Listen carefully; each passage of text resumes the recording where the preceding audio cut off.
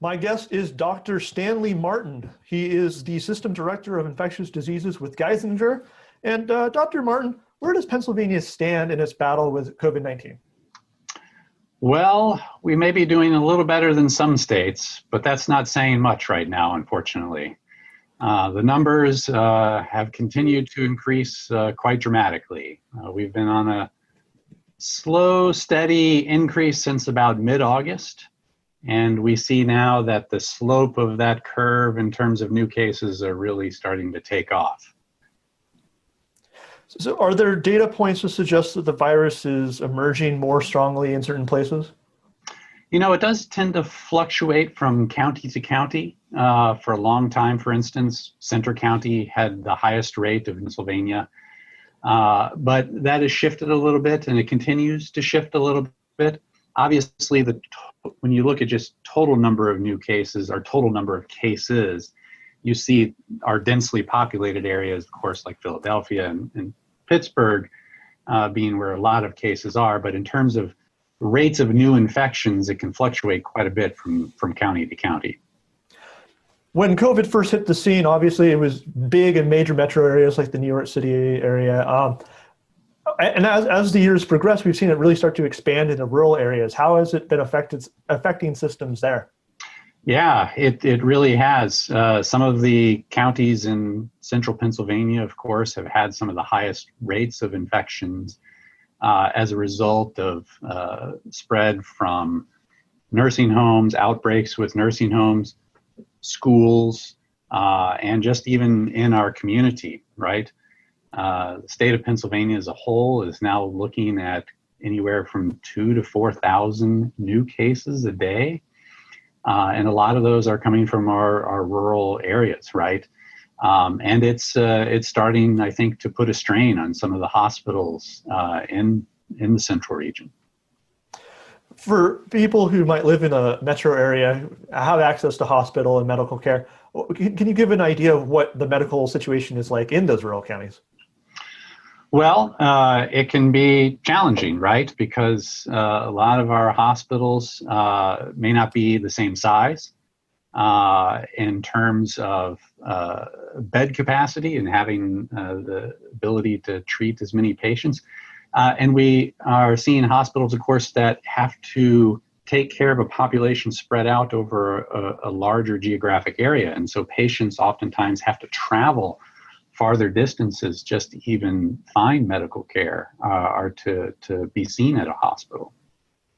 You mentioned the idea of community spread, and right now with schools open, there's a variety of different places where you can pick up COVID-19. Are you seeing any place in particular that's driving a spread?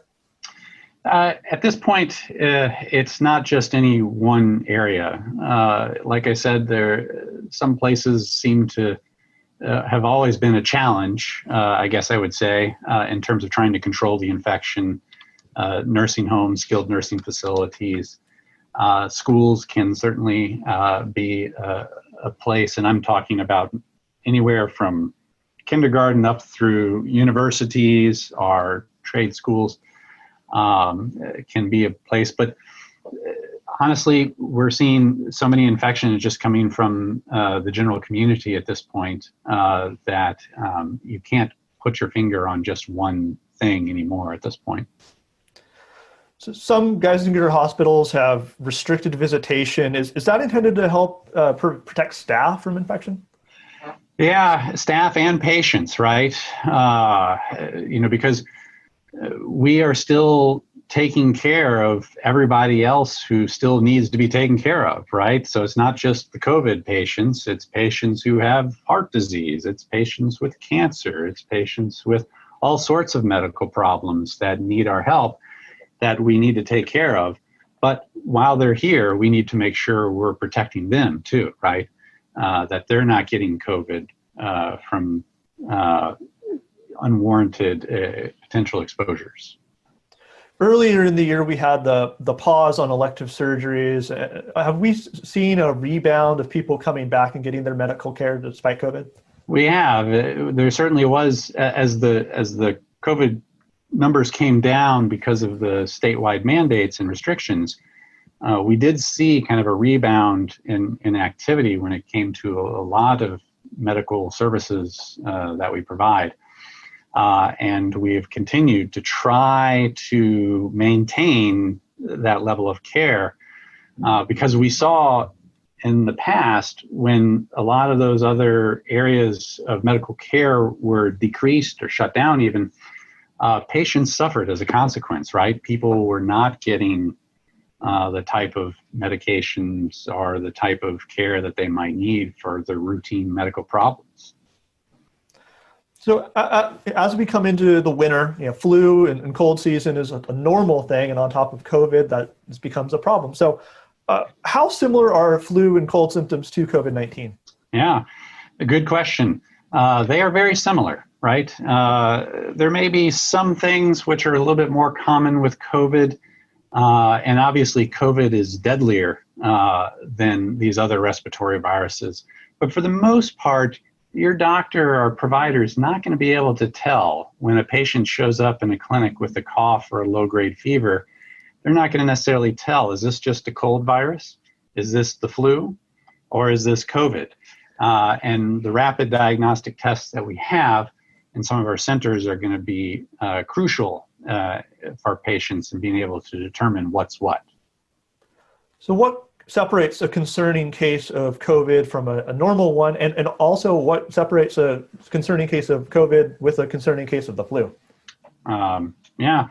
So most cases of COVID are, of course, relatively limited, right? Most people, when you're particularly young or healthy, recover from COVID reasonably well. Although we have seen that some people in those categories can still suffer for some long-term consequences. We've used this term long haulers for people who may continue to still feel not quite right, even after 3-4 weeks after the infection has resolved.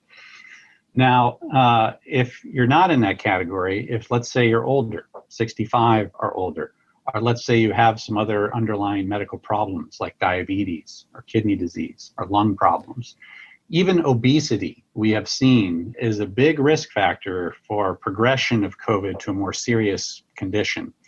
And the thing that distinguishes the more serious cases is having the trouble with the breathing, right? Feeling short of breath, getting winded very easily.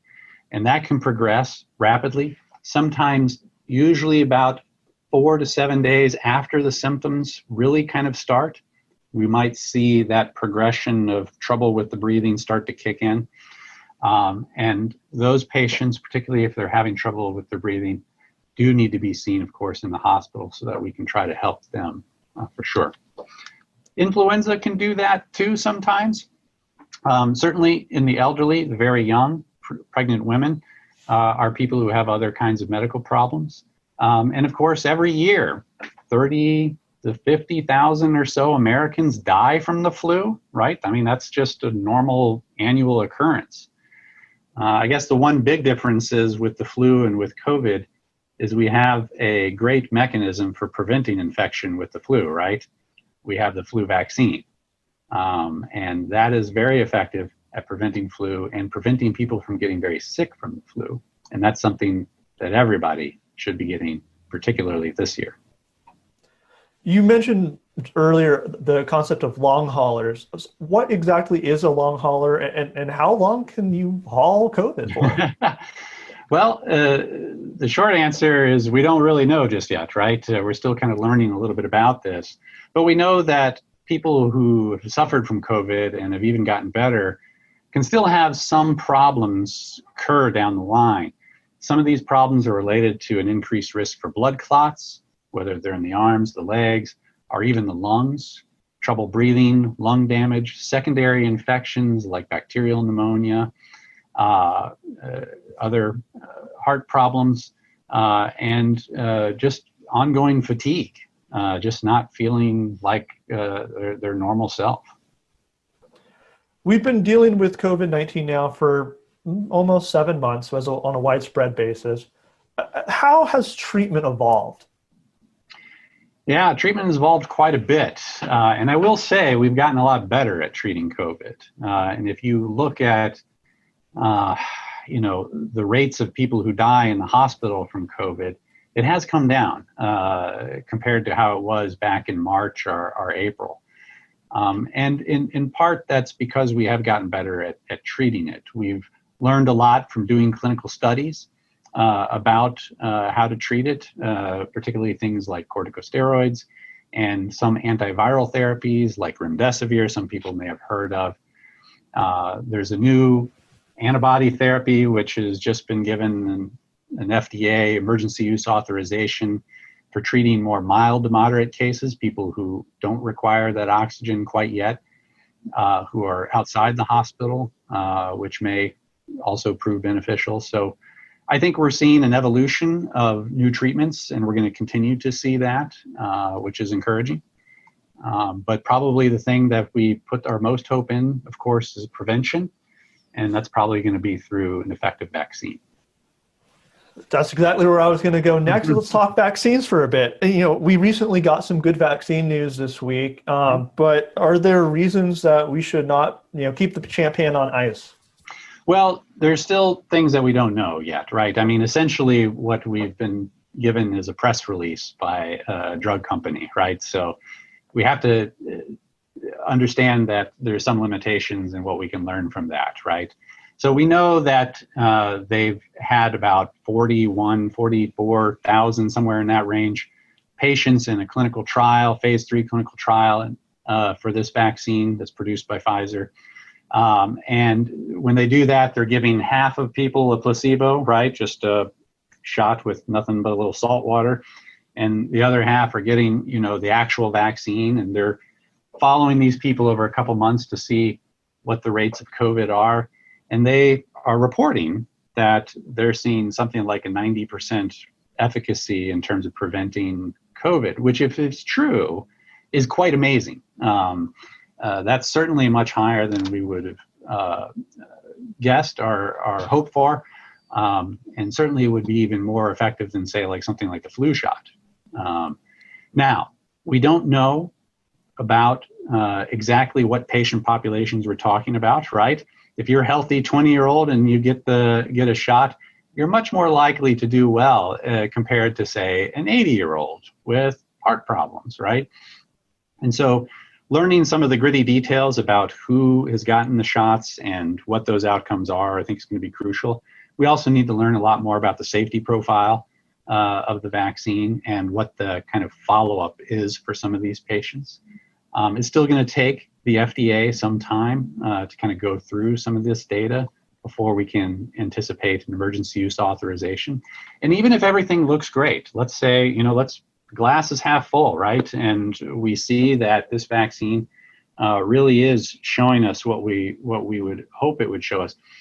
We're still going to have some challenges in terms of time and manufacturing the vaccine, distributing it out to the communities, and making sure that the people who really benefit from it are going to be able to get it.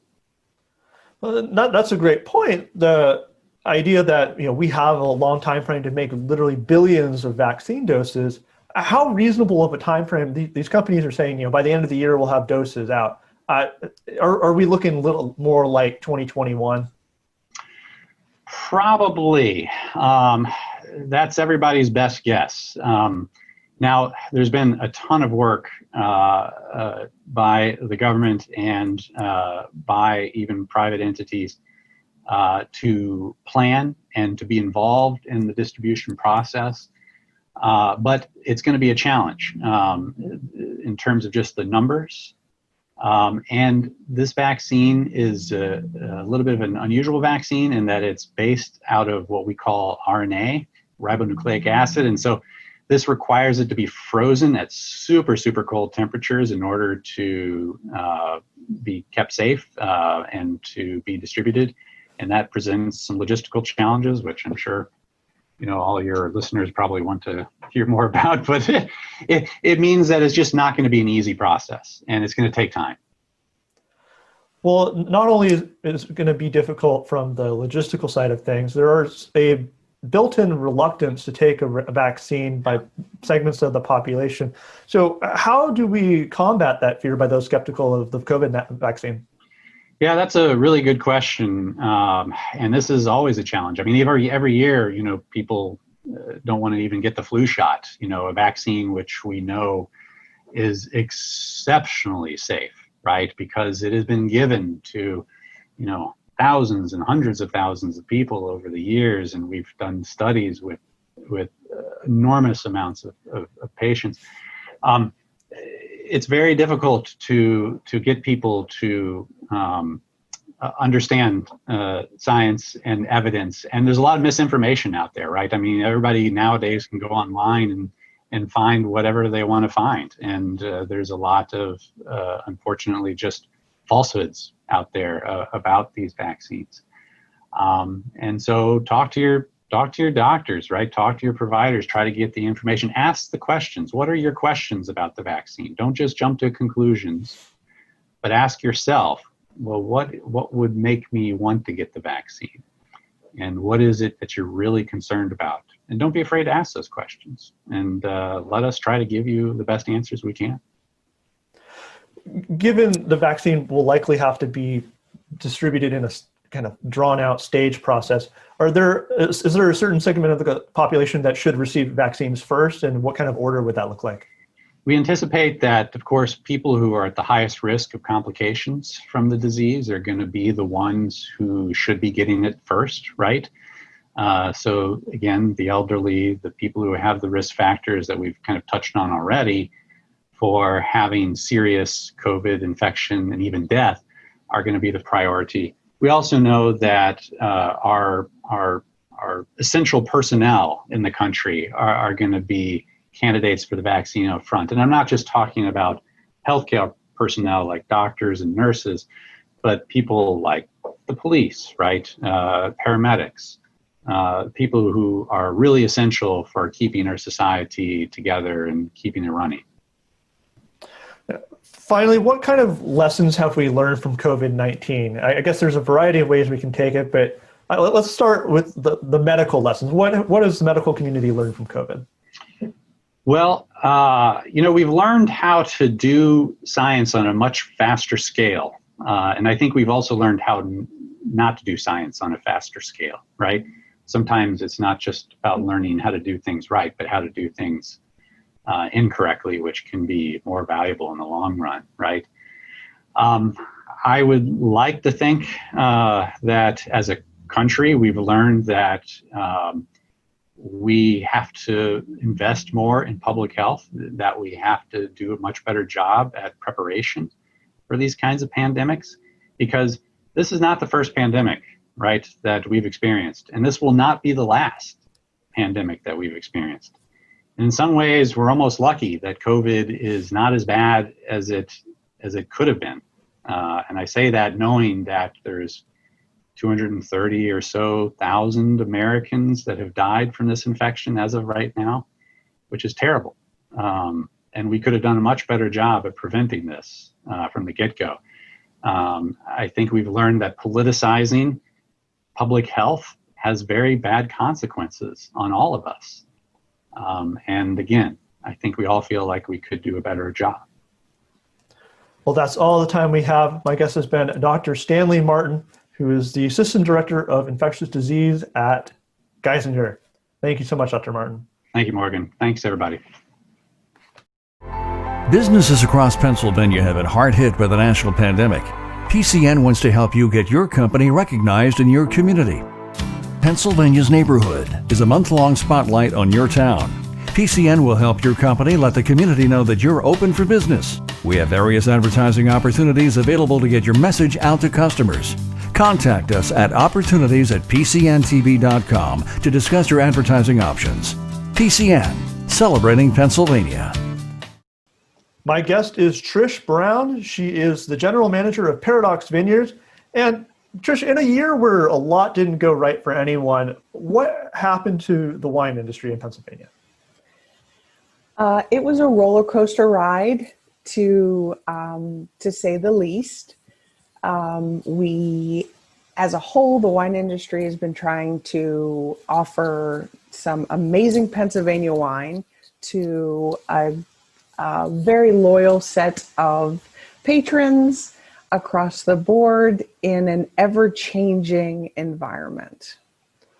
So with the change in COVID, how is the actual process of making wine impacted? Did you have problems with labor or production?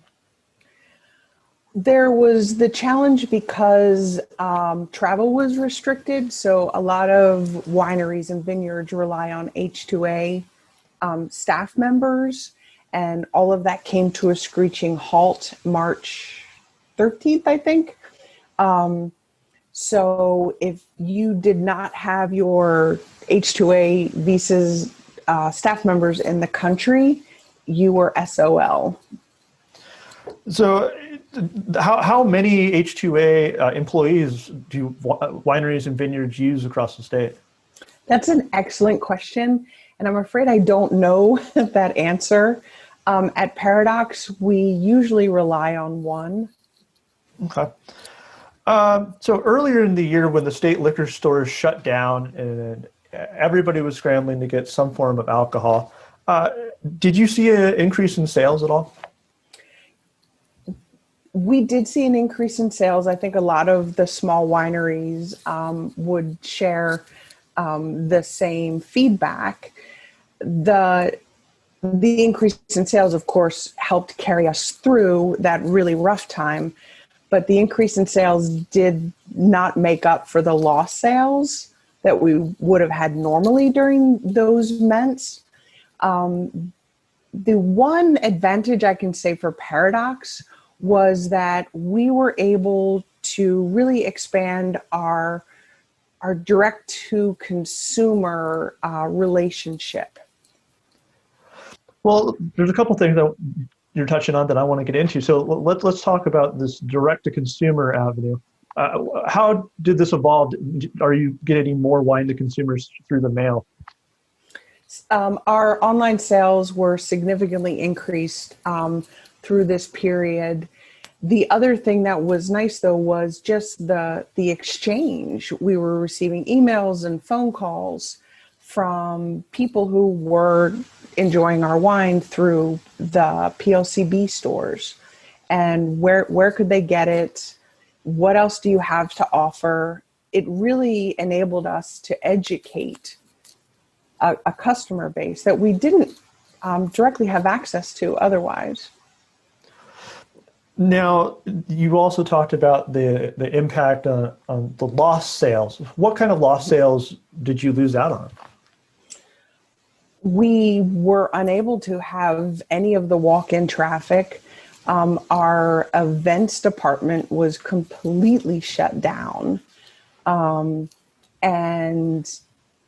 we were able to offer curbside service. We tried a little bit of home delivery service, which was appreciated by our patrons. We were just forced to come up with a completely new business model, almost overnight. So if we're looking at the difference in the numbers between 2020 and 2019, how big of an impact, like how many events did you lose out on? Like what kind of money are we talking about here?